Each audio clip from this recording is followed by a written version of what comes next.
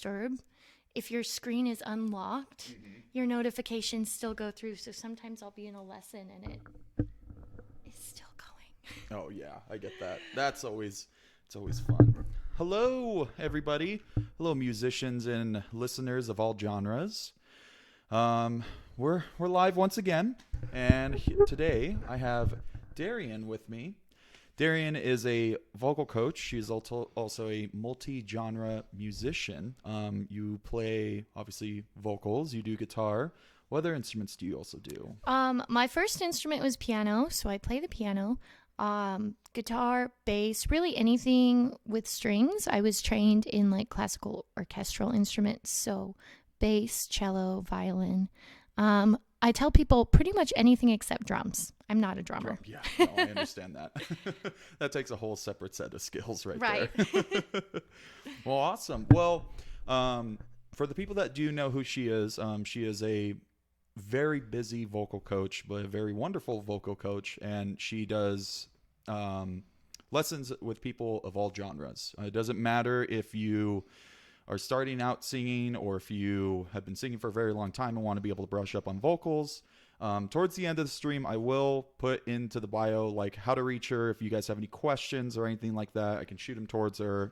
If you are interested in vocal lessons, she might be your gal. So we're going to start the interview here with a couple of questions. So you've been singing for a long time, as well as been doing vocal lessons for people. How long have you been a vocal coach specifically? I have been a vocal coach for, doing the math. Yeah. I want to say about 7 years. 7 About years? 7. Oh, wow. Yeah, Okay. 7 years. And I started when I lived in Florida. And I used to coach gals who would sing for Disney out at Disney World in Florida. Oh, no way. So I I was didn't know that. coaching, yeah. That's So I was cool. coaching future Disney princesses. Mm-hmm. And then I moved back to Boise, and I had friends who were opening a studio here. So they were like, do you want to come work for our studio and coach our musicians? And I was like, sure. And it just started spiraling from there. I started freelancing and working with anyone I could. So why vocals over any of the instruments the multi-instruments that you play? What was it about singing that drawn you to not only do it professionally, but also like start teaching it? Why singing? That's a question. Singing is definitely my primary skill. Okay. Out of everything I play, I'm primarily a vocalist. Yeah. I've been doing it the longest, and it's the thing I feel the most communicative about. Yeah. From a technical level, from like an area of expertise, I have the easiest time talking to people, kind of figuring out how they learn, and then being able to translate that into teaching them how to sing. So every singer is different. Every human is different whether they learn visually, whether they learn best by hearing something and being able to mimic it, or having to see it, or having to know what it feels like. Everybody just learns so differently. Yeah. So I really am excited about what I do, and I love working with vocalists and figuring out how to help them be the best that they can be. And so how long would you say in total you've been singing for? Since you were a kid? Oh, man. Yeah. Ever since I could physically make sound. Oh, okay. That's cool. I could. I think I probably sang before I talked. Oh. Probably, I want to say like 3 or 4. I've been singing since I was 3 or 4. Okay. And I don't know if I probably already asked this question, but what brought you to wanting to be a vocal coach? Like, was it something you just realized that like, hey, this is something I could teach people? You have like an analytic mind, especially. I'm one of her students, and one of the things that's really, really nice is the fact that we communicate very well on a very technical level. So if I have any questions, if I'm like, are you using this specific muscle? Are you trying to use this specific sound? She'll break it down for me, and it's super easy to communicate with you for that. But I guess my question is, well, let me see here. The question is, why did you start teaching musicians to be better vocalists? And has it increased your skills as a vocalist as well? Yes, I love this. And he's fantastic, by the way. He's a fantastic vocalist, and I love working with Austin. He's made so much progress. It's been I'm always worried I'm a watch. pain in the ass. No way. We have fun. No, I love helping people. And I feel like being a vocal coach is my way of serving other people and being able to serve other vocalists. And like you said, I love working from like a technical or analytical perspective. I kind of started professionally coaching vocalists around the same time that I started professionally producing music. And so when you're producing music, and I do it all, I engineer, I mix, I master, I do a lot of stuff in the studio. And when you're producing music, you really have to have an analytical listening ear. Yeah. And even when I was just working as a music producer and I'd have a vocalist in the studio, my brain would be like, oh, it would be such a quick improvement if they would just, sing this in their falsetto or move this air here.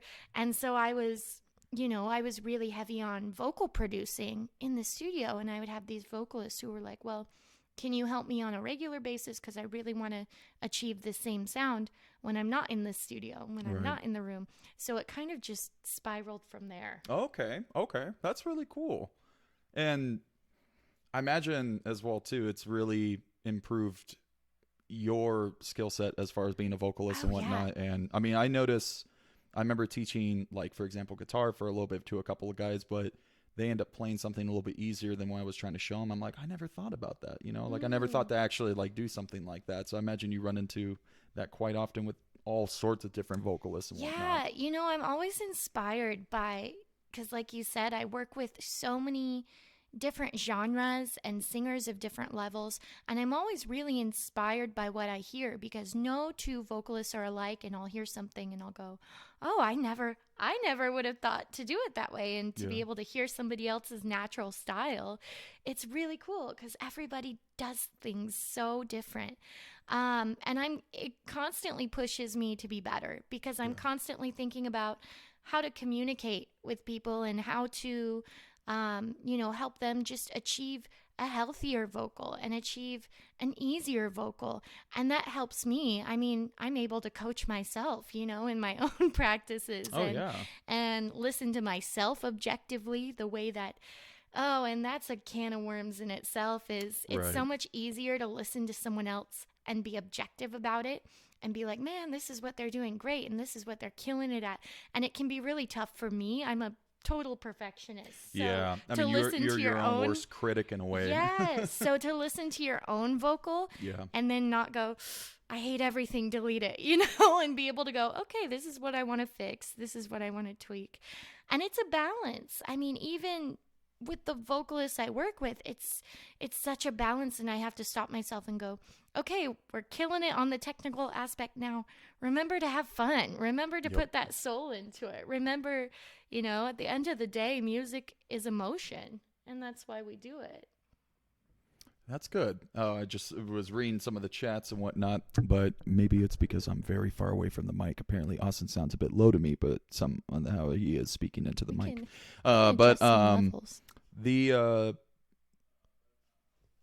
Since COVID has happened, obviously that's shut down a lot of stuff. I mean, entertainment, it shut down a lot of business and whatnot. How have you maintained being so busy? I mean, on your social media, like I see you doing tons of lessons, you've been doing some shows if you can, and you've just maintained being busy for so long during this whole COVID thing for what, a year now, year and a half? Like how? I guess that's the question, is how have you been able to maintain that? Yeah, well, I've been super fortunate. And as I was telling you before this, when the pandemic first hit and everything was so uncertain, I was like, well, the arts are the first thing to go. Yep. I'm out of a job. Yep. Everyone I know is out of a job. But fortunately, the beginning of the pandemic, I'm really fortunate for my studio skills, because so many like production companies wanted to push out content to everybody sitting at home. So they wanted to put out the movies, they wanted to put out the video games, shows, what have you. And all of those things needed soundtracks, and they needed vocals, and they needed editing. So a lot of people were calling me up at the beginning of the pandemic, and I was like, all right, I'm busy with studio work, and then you had people who are now had some extra free time on their hands who have always wanted to pursue singing, or people who had extra time on their hands where they're not doing shows and now they really want to hone their craft and they really want to work on their vocals. And so then those people were coming to me remotely, which I'm really, really fortunate for. All my lessons moved to online. I'm working with people all over the world online. I started live streaming shows, and then slowly as things started to open back up and became safer, I was doing private events, I was doing smaller concerts, and those were being live streamed. And I did not stop working. I still did 50 live performances last year in 2020. Crazy. Yeah.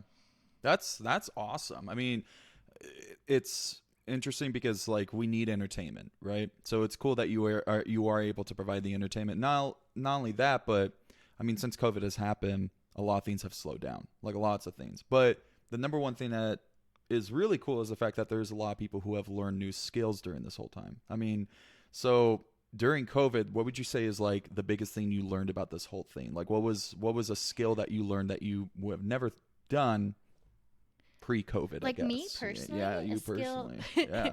Well, me and everybody else started baking, Oh, there you go. I wasn't at home making bread, but I've definitely been cooking a lot more since the pandemic. Just doing stuff I should have done before, taking care of my yard, catching up on like the mundane everyday things, Of course. But I made more progress on languages. There are a couple languages I've been learning. What languages?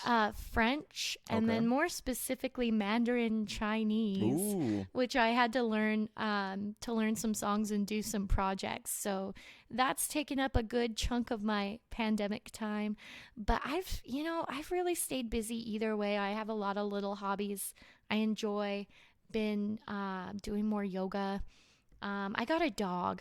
During the pandemic. Saw that. That's cool. I'm a dog mom now, and I really debated about it because I was like, well, before the pandemic, I wasn't really home enough, and then during the pandemic, I was home more, and I was like, well, if this isn't forever, I don't want to commit to giving a dog a forever home. If to be honest, if I can't do it. Yeah. But I've adjusted, and I was like, okay, we're a year in. I think I'm gonna be home more now. so I got my dog, and I love it. That's good. Boy or girl? She's a girl. Her name's Cecilia. Oh. She's a rescue. She's 12 years old. So I got a little old lady, a little grandma dog. What kind of breed of a dog? She is a mini poodle terrier, and she's the cutest thing. She's like this big. She's like 10 pounds. Oh, really? Yeah. Oh, I remember you showing some pictures on your social media platforms, and like she looked way bigger than that. She looked like she's about this big. That's crazy. Wow, I didn't know that. That's awesome. Well, I love it. Oh man, I can never imagine owning a dog that small. It would probably get behind couches or start eating things. She's always underfoot, like especially in the kitchen. You're cooking something and she's right there. Always underfoot. Reminds me of my pups. She likes to be in front of me or to the side of me at all times. Amazing, of course. So that's cool that you started learning, especially Mandarin, because I mean, I guess that would open up more potential potential like projects and stuff like that in the future, because Mandarin's one of the most spoken languages on the planet. Oh my gosh. So. Yeah. And I try to be a little conversational in as many languages as possible, just because I work with people from all over. So, music is a universal language, but it also helps when you don't have language barriers. Yep. So, I'm not saying I'm like fluent in everything, but I try to do at least I try to know at least a little, enough to get around, enough to talk to people. No, yeah, that's gonna be crazy hearing you sing in Mandarin someday. That's gonna be pretty wild. We're gonna kind of go off topic as far as like the vocal stuff. to kind of get people to know you a little bit better, like, are you, as far as like hobbies go, are you like a sports person, or do you mentioned obviously cooking and whatnot? Yeah. So. You know, I didn't used to be athletic. I wasn't athletic growing up.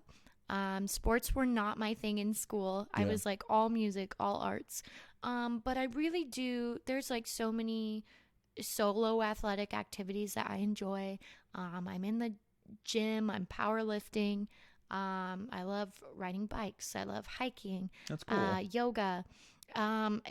In high school, for like a hot second, I was a pole vaulter, and that conditioning always stayed with me because we were doing like yoga and Pilates and like P90X. So like anything I can do that's like not a group sport, pretty much. Oh yeah, I get that. You know, which so also helps. How long did you do pole vaulting? Oh, just a couple of years. Okay. Just a couple of years. Just a couple. Okay. Yeah.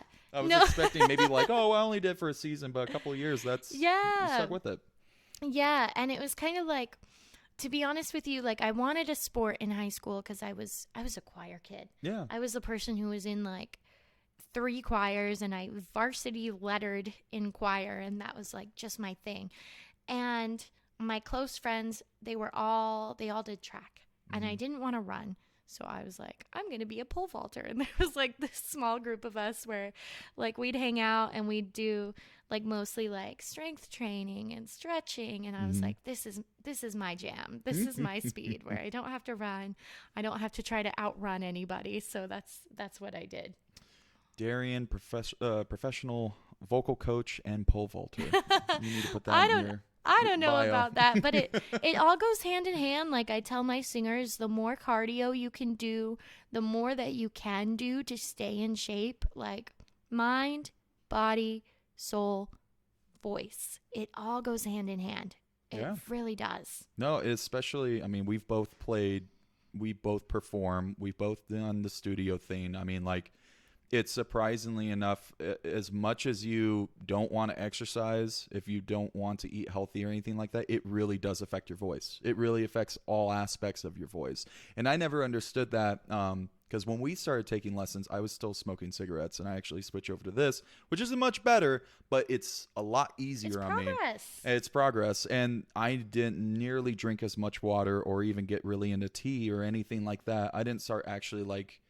Now, like when I go on a walk or when I go on a run, I'm focusing on as if I'm singing while I'm running, kind of thing. It's a way different. Yes. It's a way different weird thing when you start focusing that kind of stuff, and it makes a huge difference. It really does. It does, and those are the first questions I ask any singer: is, you know, how much water are you drinking? Yeah. How much sleep are you getting?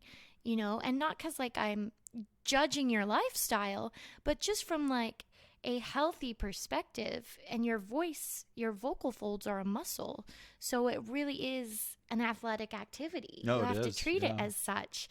And so, you know, best case scenario, you start paying attention to those things, to how hydrated are you, and especially for like having stamina on stage, and to be accustomed or conditioned to those workouts or to those physical activities. It makes a huge difference. No, it does. I was truly not even like a week or two. There was a huge difference in just a week or two. Like when I actually started drinking more water, for example, like I noticed my voice was a little bit more not as harsh. It was more soft. It was easier to do the mid-range notes or even kind of like the falsetto notes. And we started working on the vocal fry stuff. Like that was when I really had to focus on actually exercising and actually getting those muscles engaged for that, and kind of breathing out, then doing the vocal fry, breathe out. And you start doing that. People were probably looking at me at the gym like I'm some freaking psycho, but you know what? It worked. Like it does work. That's interesting that I would have never guessed pole vaulting, honestly. I would have guessed maybe like long distance running, or even like, because I did discus and shot put. Amazing. And track. Amazing. It was pretty fun. I was not a runner. I'm still not a runner. I'll do like any activity I can that does not involve running.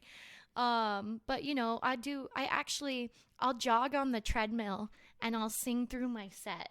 Oh, as really? I'm jogging, which I do not do at the gym because I would get some weird looks, you know.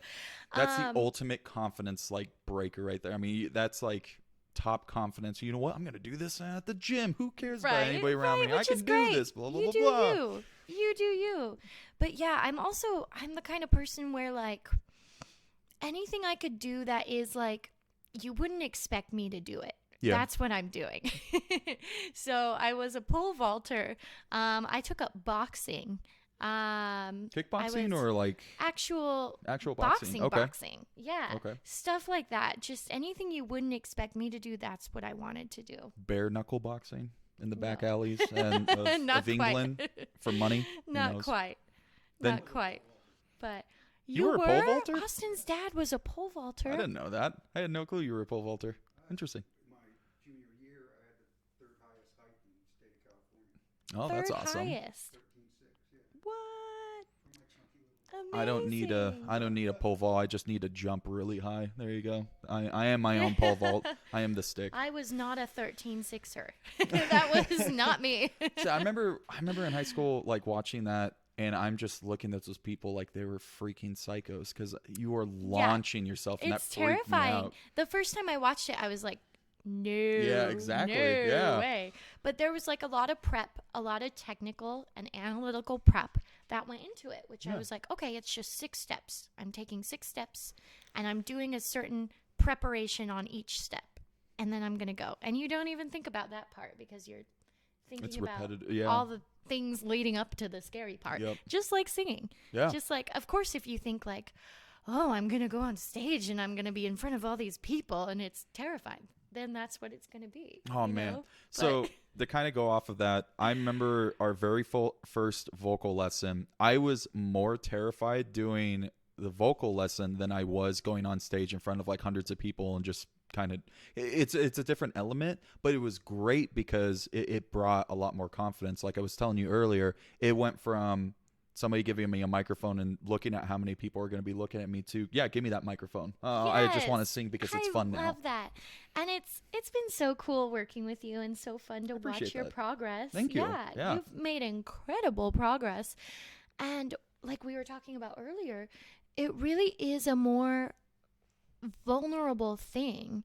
Like especially in our case where it's Austin on his own in his practice room and he's singing into his front facing camera or his laptop and I'm in another place and it's just one-on-one and you're just bearing your soul and sharing your voice with someone, especially someone you've never met. Like that's terrifying. Oh, it is. Yeah, that's terrifying. And kudos to you and everybody else who does it. And what I say is it's just such good practice for any scenario to get over that hurdle of singing in front of one person. Because it's so funny, and I'm the same way.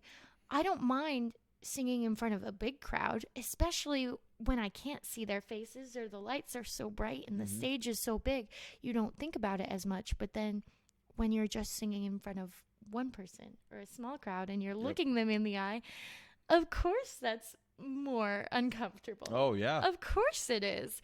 And so even we talk about like when we're on Skype doing our vocal lessons, if you can make eye contact with yourself in that front-facing camera, it's going to make it a lot easier when you now have to make eye contact with actual people. You're so used to doing it in the mirror or you're so used to doing it on Skype that when it comes time to sing in front of that crowd, if you weren't making eye contact with people before, you are now because you're used to it. Yeah, especially when we start kind of going into like the jaw and like the actual like mouth movements and stuff like that. I didn't realize until I had it set where I could actually see my face while like we were doing our lessons. I didn't realize that like when you were telling me to do something and I would do, I'm like, whoa, like that's not like I'm thinking, I feel like I'm doing it, but it's not what I'm doing. And then I actually do, I'm like, oh, that's what it looks like. Yes. Okay. It's weird when, I mean, it's the same concept as if like you're playing back your voice, right? Like you think you're hitting that note really, really well, and then you end up playing it and you're like, no, I didn't hit that note whatsoever. I need to work on my ear training at that point. Yes. It's observing those little tiny details. And especially if you can record yourself and listen back, that's the fastest progress you can make because you'll hear it and you'll immediately know. And, you know, a lot of people hate the sound of their own voice. And I remember the first time I recorded myself, I was really little and it was not good for my self-esteem because I heard it and I went, nope, I hate that. I'm terrible. And I was bad. I was bad when nobody comes out of the womb with a perfect voice. Yeah. Nobody's born a perfect, fantastic singer. It's either you want to work at it and you have that passion, or you don't. Yeah, exactly. You know? And so hearing your own voice back or seeing yourself in the mirror, a lot of people don't want to practice in front of the mirror. And I tell them, practice in front of the mirror. And they drag their feet about it and they won't do it. And I can tell because it's not until they do it and they see the difference. Yeah. And, you know, it's easy to judge yourself. It's easy to look in the mirror and go, ugh, I don't like what I look like. I don't like what I sound like. But when you're just observing for those technical things or those, you know, drop your jaw here and relax your face here, that you really see the difference and you really hear the difference too. Oh, truly. It was, I mean, we've been doing lessons for about, 6 months, 7 months or something like that. And it seems to be just, it's almost like something new every single time. Like it's one little tiny detail that makes the world of difference because we've worked up to that point. And then when you show me, you're like, okay, we're going to kind of work on your vowels, or we're going to work on like how your mouth placement is and whatnot. And it's cool that you call me out too on like the jaw thing, because I never know. I've been so used to screaming for so many years and barely doing any singing. I didn't realize how tense my jaw was when I would sing. And you would point that and you're like, your jaw looks like it's about to break in any moment.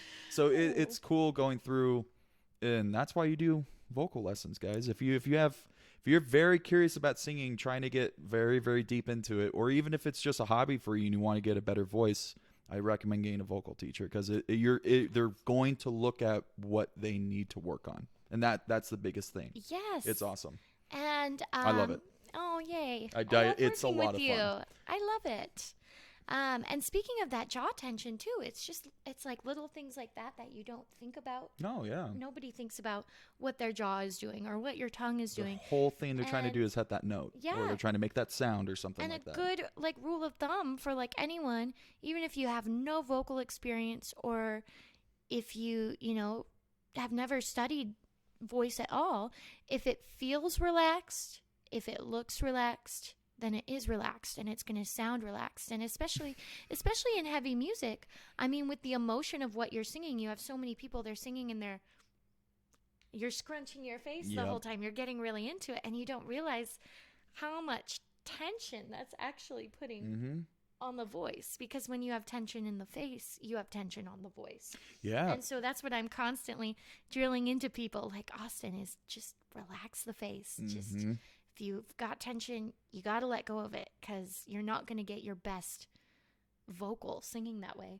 And that's really, at the end of the day, that's what I'm trying to help people with, is to achieve your most authentic sound as a vocalist. So I'm not trying to make you sound like something else. Like Freddie Mercury, you're just trying to make you sound like the best you. Exactly. And I want you to have an easy vocal, to have an easy time singing, to be singing in the most efficient way for your voice, and to be bringing out the best aspects of your voice, and to bringing out what really makes you shine as a vocalist. And that's important too, because I mean, a lot of people, like you said in the beginning, like, you're not going to like your voice right off the bat, but if you want to do something, if you have that determination that you want to sing this song, like one of the big things when we started vocal lessons was, I want to be able to hit these notes and I just don't know how or where to begin. And now I can go 5 notes over that, or even do harmonies of that now, which is amazing, because I never thought I would ever be able to do that. In my mind, I never thought, I thought if you wanted to sound like that, if you wanted to play those notes, you had to be that person. You had to sing that way. No. But it's you that brings the magic. It's you, when you're singing, you're bringing the emotion if you want to. Or if there's like, I mean, for example, Sound of Silence, when Disturbed did the remake, like, he added his own voice into it, and it was amazing. It was powerful. It was crazy to listen to, because it's like, whoa, this is not the original version. It's all smooth and nice. This is like emotional and very, very hard, So that's one of the things that I've taken away from the vocal lessons, especially a little bit early on, is like, I'm not going to sound like Maynard from, Tool. I'm not going to sound like Spencer from Periphery. I want to sound like me now. I want to know what I can do. I want to know if I can hit this. You can sing their songs. Yeah, you can, and that's the yes, exactly. You can sing their songs. Yeah, it's just you are the person that's doing it. You're adding and you're going to be able to add your own style, and put your own spin on things. You're going to be able to you can do things with your voice that they can't, just like they can do things with their voices that you can't, or that I can't. And everyone's just got their own unique ability. And that's really the beauty of it when you stop going, oh, I wish I sounded like this person, or I want to be able to sing exactly like them. Yeah. You're missing out on what you can bring to the table. Yeah.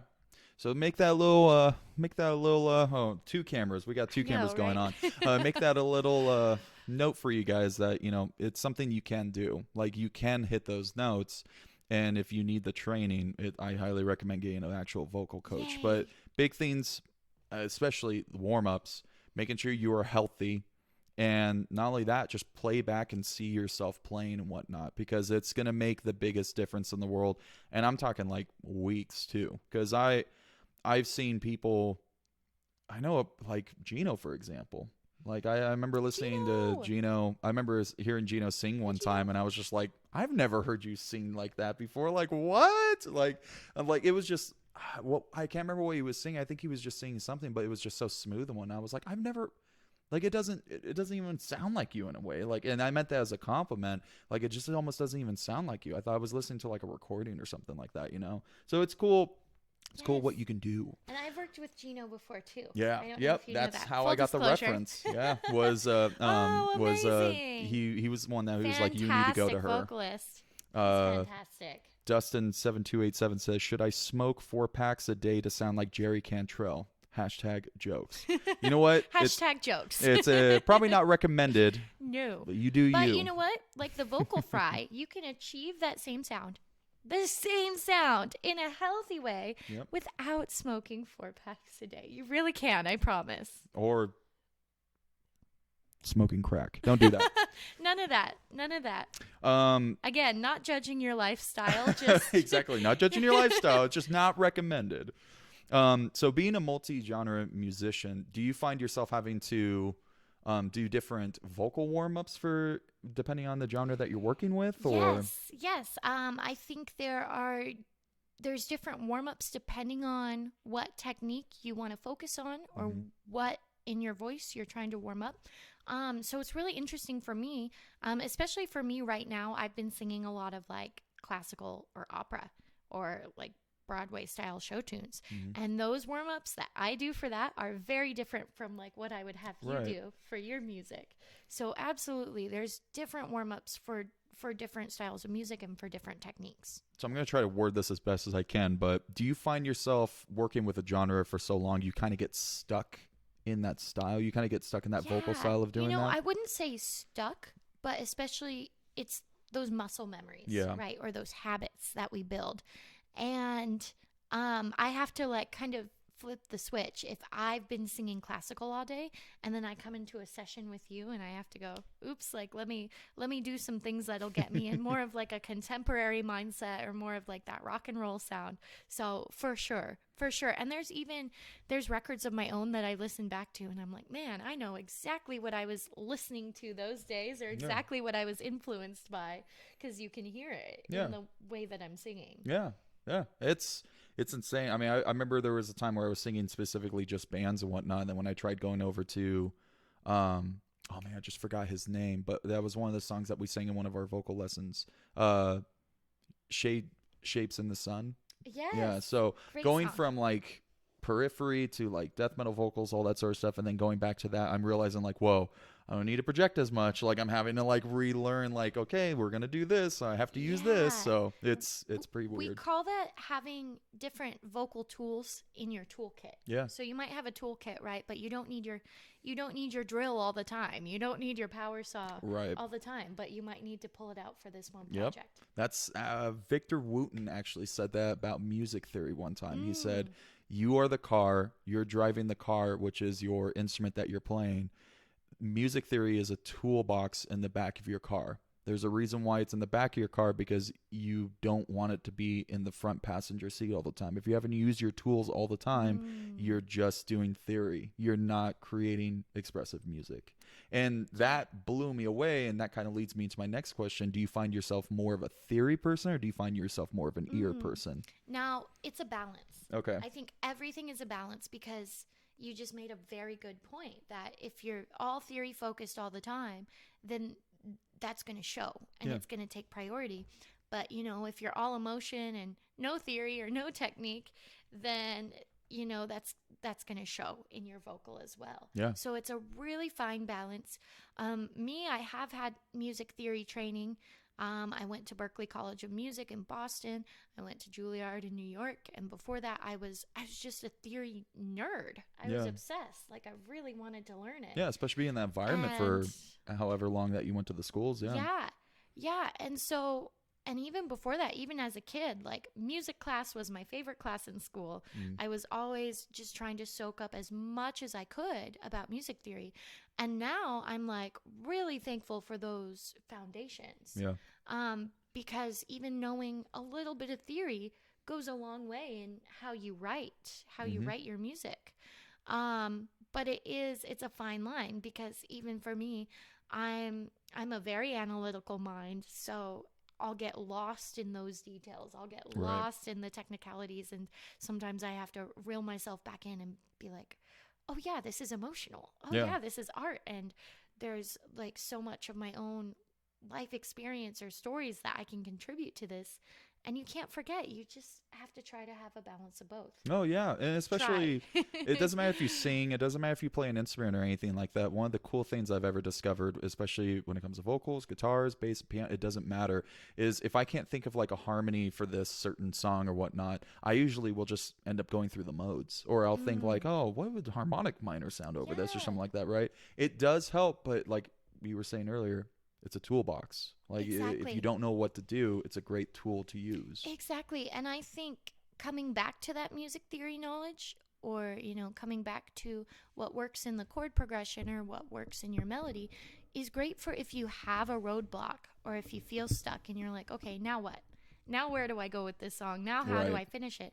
Coming back to that music theory is going to help you every time. Oh, yeah. It's nice to have that ear, too, for people that don't really know what we're talking about. Music theory is just great to be able to learn, because you understand how music works. So that doesn't just mean playing scales. It means understanding like what a grand staff is, what a half note is, all that sort of stuff, because that's going to be useful tools for when you're writing your music. But when it comes to ear training, that really helps a lot, because for me, vocally, sometimes for guitar, but me vocally, I'm an ear person, because I'll listen to some vocals, or I'll listen to like Spencer from Periphery sing or something like that, and I'm thinking, I'm thinking of the muscles to engage for that kind of thing, and I know what muscles to engage at that point. So that helps me, but it's not for everybody. Most people are very music theory driven, and they know how to write music that way. Some people are all ear. They don't even know a single scale, and they've written some of the best music in the world. And it's so interesting, because it's usually everybody is either or. Yeah. And what I mean by that is, like, I know musicians who are really good at reading sheet music. And maybe they play classical piano, or they play an instrument that they're trained in. They can sight read anything. You can just put music in front of them and they can play it. Those same people are not as equally skilled with their ear training as being able to hear a chord progression or hear something on the radio and then be able to play it. They're like, no, I need the music. I need the chord charts in front of me to be able to play. Yeah. And then vice versa. I know people who are phenomenal ear-trained musicians, or they've learned just by hearing something and being able to figure out how to play it, and they can't read sheet music, and they can't tell you the name of that note or that chord, but dang it, they can hear it and they can play it. Yeah. And most people are either or. If you're aware of this, the opposite skill can be learned. But most people, naturally, you're one or the other. It's very rare that you meet like a hybrid of the people. Steve Vai, for example, he's one of my very favorite guitarists of all time. He is that guy. Like, he can play. I think he's more dominantly an ear player, but when you watch him play online, like when I saw him live a couple years ago, there was this kid that came up and he's like, "Okay, kid, you're gonna write the solo. You're gonna do, you're gonna sing the solo for us." And the kid was just like, "Woo!" And then he did the exact noise on his guitar, the exact Amazing. noise. I And love the that. solo, they just came up with a song right off the spot, and then the solo was all the things that he just basically made. And it just, Amazing. it's rare, so rare that you find somebody that can do not just master both, but be a hybrid of both. And like you said, it's either or, like some people are just either straight ear people or they're just straight music theory nuts. So what was like the album or song? What was it that got you into music specifically? Oh gosh. You remember? Well, if that. yeah, I am really fortunate that I always knew music was what I wanted to do. Okay. And I didn't know how. And I didn't know what I was going to do, but I was going to do music. And I remember I grew up in the 90s. I'm a 90s kid. Same. So I would see like MTV and people performing on MTV, and I would just watch and be like, yep, that's what I'm going to do one day. And I didn't know how, and I didn't know why, but I knew that was what I wanted to do. Do you remember if there was like a And- specific video that you watched? You were like, I Man, want to do that. I want to do that. It's embarrassing, but it was like Britney Spears and Christina Aguilera and the Hell Backstreet yeah. Boys. That's awesome. and That's not NSYNC, embarrassing. That's awesome. 90s pop, 90s pop, all the way. Anybody that's I know so many guys who are like brutal death metal dudes and they love Christina Aguilera or like No Yes. Doubt and stuff like that. Yes. It cracks me up, and just goes to show like you're not going to be stuck in one genre forever. No. You're going to expand. You're going to want to be able to try new things, or something's just going to pique your curiosity and you're going to want to listen to this specific style of music. Right. I know so many guys who starting off in bands, they just want to play like metalcore, they want to play death metal, all that sort of stuff. And now they're going to school for like jazz I love or it, classical or because something like that. it all crosses over. Yeah. It all goes hand in hand. And think about like when you meet someone and you're like, what kind of music do you listen to? Most people say, oh, I listen to everything. Exactly. Everything Yep. except country, or everything Yep. except rap, or there's like one thing people will generally dislike. Not bashing on country or rap. That's just, Yeah. a common one. That's a very But, common answer. Yeah. But nobody goes, oh, I specifically only listen to one style of music. Yeah. Nobody says that, they all pull influence from each other. It's Kiss or nothing. And as a listener, we have multiple things that we enjoy. So I think as a musician or as a vocalist to go, oh, well, I only played this one style of music, that's just self-limiting. Yeah. And like for the people who were fortunate enough to study growing up, you really only learn classical or jazz because it was forced upon you, or because that's what they teach in the school system, or those are the foundations that you need in order to learn modern pop or other music, because it's all rooted in classical or jazz. It's so crazy how different they are too. I mean, don't get me wrong, country and metal are extremely different, but as far as like the foundations of like classical music, jazz music, I mean, everything is pretty much like expanded upon that. I mean, you've got guys that do classical death metal, or you guys that do like, I mean, look at blues, look at rock music. Right? It's just sped up blues, right? It's crazy. It's crazy. We only have 12 notes. Yep. There's only 12 notes, and look at how And many look at how- different yep. things we've made with them. That still blows me away. I mean, it's the exact same note, just an octave above, or it's an exact same note or an octave below, and it makes such a dramatic difference of what they're doing. Or even when you add the human element into it and actually start doing like, I don't know, like stops, or you start doing like bends, or you're doing vibrato or anything like that, that's when it really starts becoming like interesting. I mean, The stylistic elements. Yeah. Yeah, absolutely. the most, I mean, look at Enter Sandman by Metallica. I mean, it's like one of the most popular, if not the most popular metal song in the world. 12 notes. Yep. That's it. And we've talked about this. You can sing just one note at least 12 different ways. Yeah. And a note, part of the goal is to have a balanced voice as a vocalist. So to be able to sing one note that you can do in your chest voice, that you can do in your head voice, that you can do in your mixed voice, that you can sing soft, that you can sing loud, that you can bend into or bend out of, or like there's like a zillion different ways. It's crazy. To sing one note. It's so cool. There's so many options, but it's so cool when you start getting kind of like a foundation grasp of it and you start kind of working your way and you start noticing the little tiny details. It's surprising when you actually start singing at full volume. You'll sing a certain vowel and it's super hard to say that vowel, and then you'll try another one and it's much more full and it's way easier. You can almost sing it twice as long, kind of thing. It's just, it blows my mind just what what language and music can do. Yes. It's insane. And everyone's got different vowels that they're partial to, or different vowels that are easier to sing. Like for whatever reason, I always stayed away from the ah vowel, but I could sing an oo or an e all day. But if it was an ah, I was like, no, that's my kryptonite. I'm not singing an ah, Just because it was easy, or like what? Why would you say kryptonite? The ah was harder. Oh, for me. okay. So it was harder. I did my okay. ah wrong like my whole life. Oh, interesting. Yeah, and so if I could sing it on an oo or an e instead, I would, and I would just stay away from the ah. But everyone's like that. Everyone's got vowel, like your go-to sounds that you make, even when you're just humming along to something, or do do do do do da da da da. You've got those like go-to things that you do. Yeah. Oh, I did that when I was younger. I would just make really random noises, and sometimes it would be really cool, and sometimes it'd be like, what is that? How am I able to do that kind of thing, right? But I mean, look at a lot of vocal actors as well too. A lot of vocal actors are sometimes very impressive singers because they have to be able to do different voice styles, or they have to do these different things, and then they can develop into music. And it's one of my favorite guys. He actually voices a lot of the characters from Warcraft 2 and a lot of other different video games. And then there's some video games where he actually sings and you're just like, this dude's got a voice of an angel. Jesus, it's really, doing random weird noises, especially in like metal specifically, sometimes ends up being kind of like a signature in a way. I mean, look at David Draymond and Disturbed when he does the ooh-ah thing, like that's like a signature. Yeah, that's everyone knows it. You hear it, and even if you don't listen to it, you're like, yeah, this is down with the sickness. Yep, I'm down with that sickness. Or rest in peace, DMX and his barking. I mean, that's another like signature thing. Yeah.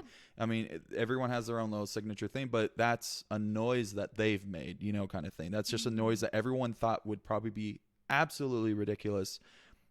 Now look where they are, kind of thing. They multiple records sold. They're most of the people in the world know who they are, kind of thing, So it's just be you, be weird, do weird things. It'll come good to you, okay? So not only do you do music, not only do you bake, not only do you pole vault, but you also have done a couple of acting stuff as well too. Yes. That's cool. Yes, Do you want to? Can you explain a little bit more how you got into that realm? Well, I think it all goes hand in hand, and especially for me, I'm the kind of person who I like to be doing everything. Yep. I like to be doing more than one thing at once. So from a young age, I knew that I wanted to do music, and I knew that I wanted to do movies.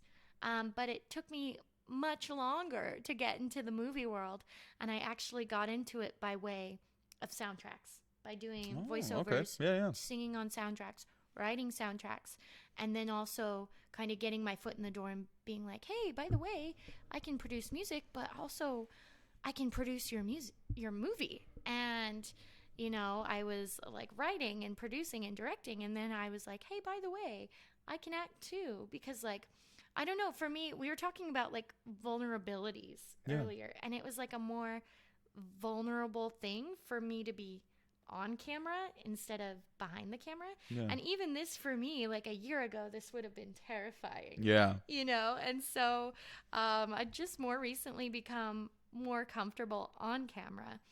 And it's like a newfound confidence almost, huh? Yes, absolutely. We've all done some growing during the pandemic, and I always wanted to act. And so now I've gotten my foot into, like I said, not only doing soundtracks, but producing independent movies, producing independent music videos, and kind of being like a one-stop shop of like, oh yeah, I can produce your music, and also I can coordinate your music video and get this really going for you and create this content and these productions that are like high quality. Yeah. So that's what I've been helping people do. That's been really exciting. And then on top of that, all of these projects that I've ended up working in behind the scenes, I've then ended up being in front of the camera on and acting, which has been really, really cool. That's and it's cool. just something I've always wanted to do. Is it something you want to explore and want to be able to do more of? Yeah, I've got a lot of projects lined up this year, either That's behind good. the That's camera awesome. or in front of the camera, short films, music videos, all kinds of projects that I'm really excited about. Well, if you ever need an actor, whatever you want to do. If you ever also need an actor, here too, I have a movie that I did. It's called Lord of Spoons. I would recommend looking that up because it is. What? Wait, it's something. So we did I-48. I got invited to do I-48 like 5 years ago, I think is what it was. And I originally, when they asked me if I would help out with it, I was like, yeah, I'll help, but I want to help. I don't want to act. Like, I do not want to act whatsoever, right? Famous last words. No, exactly. I went from, hey, being a crappy man. help hands to, hey, we need one of the lead actors. Would you be willing to do it? I'm like, you know what? Fine, whatever. I'm here. Might as well do it, kind of thing. Yeah. And we were super embarrassed by it at the very end, just because we put so much time into it, and we were just like, we spent 2 straight days. Like, we spent 18 hours the first day, slept maybe 6, and then spent another like all the way until probably about 7 o'clock in the morning, like the very next day, kind of Film thing, right? life. Yeah, no, people don't understand how many takes you have to do it over and over. If it's a good first take, they might have you do 2 more Doesn't just in matter. case. It Yeah. doesn't matter. They want to have Yep. a backup in case something, if it doesn't And go through. Film and music, it's the same thing. Like, Yep. even if you're a one-take wonder, you get it perfect on the first take, I'm like, all right, do it again for safety. Mm-hmm. Do it again in case we want Yep. it this other way. Yeah, totally. Oh, you'll save your Totally. ass later doing that. Trust me. But we did this film called The Lord of Spoons. Originally, it was going to be some sort of like zombie survival thing. And then we Yes. just end up basically throwing ideas out because we needed to get it done in 48 hours. So we were just like, well, we're making this thing. And we made it. We were super embarrassed. None of us went to the premiere. I don't know the full story, but what are their names? I think one of the guys that was on there was telling me, I think they're the Diaz brothers or something like that. They're 2 brothers that actually are like super into film No. around here. No. Who are they? Is that the Garcia brothers? I don't know. Maybe. That's who did the film The Prepper. Oh, really? That I did. Oh, no way. Did they do your I-48? They didn't do our I-48, Okay. but they saw it, and apparently, I don't know if this is true or not, but apparently they were like, yeah, we only go to, like the finals, or they'll go to like the premieres or something like that, right? Blah blah blah. Yeah. And then they were like, yeah, so we saw your film, and I stood there and I was like, wait a minute, our film made it past something, like it made it past something. Amazing. Apparently, it got 2 awards that no one ever claimed, still hasn't claimed to this day, and that's my most Hey, proud moment. got two award-winning film actor Apparently, right here. award-winning. I love that. I don't know. Oh my gosh. I can't confirm it, but I don't know. This is just what I've heard. But I just laughed so hard because I was like, God. And then you look at it like a year later, and I was just laughing at the entire film because it was just ridiculous. So, like, it was just people who Of watch it course. apparently love it, but I'm just like, oh God, you've seen that film, huh? Well, Okay. You're your own worst critic. Oh, So exactly. of course, hindsight is 2020, and you It's- look at it and you go, "Oh, I could have done this better. I could have, changed this." Mhm. But hey, when you've only got 48 hours, Yep. Yeah, and you've done the I-48. They give Yeah. you a subject, they give you an item that has to be inside of the Yeah. the thing. So you have to work your way around it and let your creative You juices flow work through with it. what you've got. Yep. Yeah, It's- absolutely. It's fun. And I have 2 thoughts on that. Okay, so the Garcia brothers Mhm. did the film that I just recently did, The Prepper. So they might be watching this. Hi, Nate. Hi, Drew. Go watch our film. It's on TikTok and YouTube. It's called The Prepper, and it's super spooky. It was a ton of fun. And it's just such a small world that Mhm. that's who you're talking about. Yeah. And they make phenomenal movies.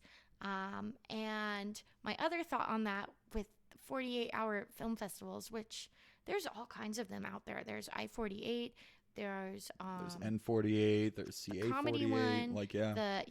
There's all kinds of different where they only give you 48 hours to go out and make a film and make a whole movie, and you have a team that you get together and you don't know the rules or the criteria till the day of. Super fun.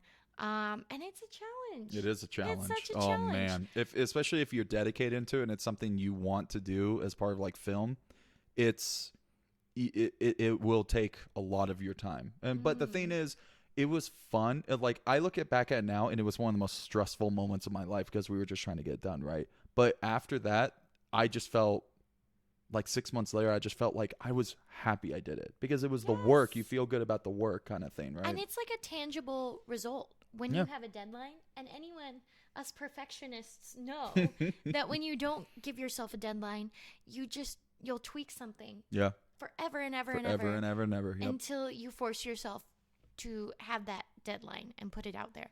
So it's kind of liberating to be like, hey, I did this in 48 hours. It's done. It's out there. And you can look back on it and be like, yeah, I did that. You know, it's a good feeling. Yeah. And I think having that deadline can be really, really healthy for anything, especially music. For me, so do you remember the Bohemian Rhapsody film? Yes. Queen movie. Yep. When that came out, I had been approached. I had been emailed. This is exciting. I've never talked about this. Oh, okay. Yeah. Interesting. I had been emailed maybe even a year before because they knew they were going to do a movie about Queen, but they didn't know all the details of how they were going to do it. Like now we know they had actors depict the band and they go through the whole process of making the records, and they use the original Queen soundtrack in the film. Well, at the time, they didn't know if they were going to do that, or they thought they might do like a mixtape version where they had different artists cover each Queen song, and they would do that on the album soundtrack. So I get this email originally that was like, do you want to pay homage to Queen and do a cover of a Queen song? And you can pick which song you want to do. And I was like, oh my gosh. And they had like other huge artists like lined up to do it. And I was so excited.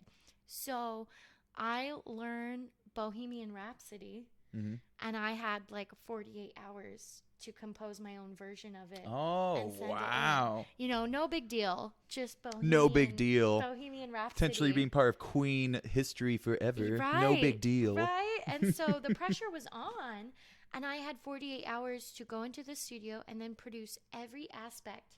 I did all the band parts, all the solos, and all the vocals. And I remember I was in my commercial studio in the Idenhaw building at the time, and just being like, my neighbors are gonna hate me because I'm sitting there, Galileo, like not just that many times, but like 600 times, probably doing all the layers really early. Like in they the probably morning, did it in this original studio doing that, trying to meet this deadline, and it didn't end up making the soundtrack because they went a different direction completely. They just used the Queen album.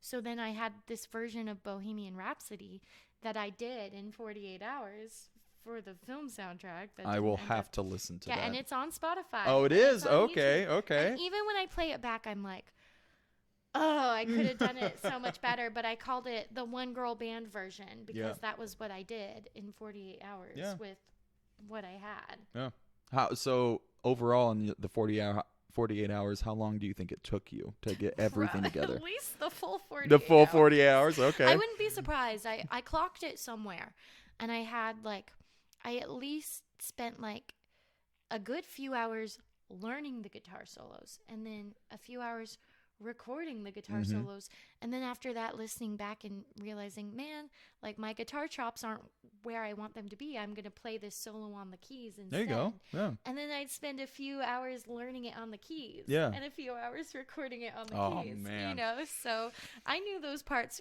really well when I was recording them. I would just be sweating the entire time. I'd be like pulling my hair out, going insane. And that's the hardest part. It's like such a mental game that for me, when I know I have that deadline, it like paralyzes me. And I'm like, oh shoot, I only have like a few hours to do this. But like I have to trick myself, and I have to go like, I have all the time in the world to get this done, and there's no pressure. And then boom, I get it done in 20 minutes because I'm not thinking about the deadline. So you know? do you find yourself having a harder time trying to start something or end something when it comes to like music projects? End something? For sure. I think a lot of people are that way. And in production, we call it, there's a certain type of person who's a song finisher because it's so hard. It's easy to start. There's a zillion songs I have like bits and pieces of, or a hook of, or a verse of, but to be able to actually finish the piece is a skill. And like, so in like the production world, people will send something to me because I'm a song finisher now. I wasn't always. Right. But now someone can go, oh, I just have like bits and pieces of this song and we need it to be like a finished product. So they'll send it to me. Or like, but vice versa. There's plenty of songs that for me, like I have a way easier time starting something than I do getting it to that finished product. A lot of people are that way. I always have a hard time starting something. The problem is, really? I always have such a hard time trying to start something, and then when I start it, I can't not finish it. That is the only thing I'm focused on. I have to finish it at that point. So, but like, it takes me forever, but it's like that 15-minute kind of, it's almost like mowing the lawn.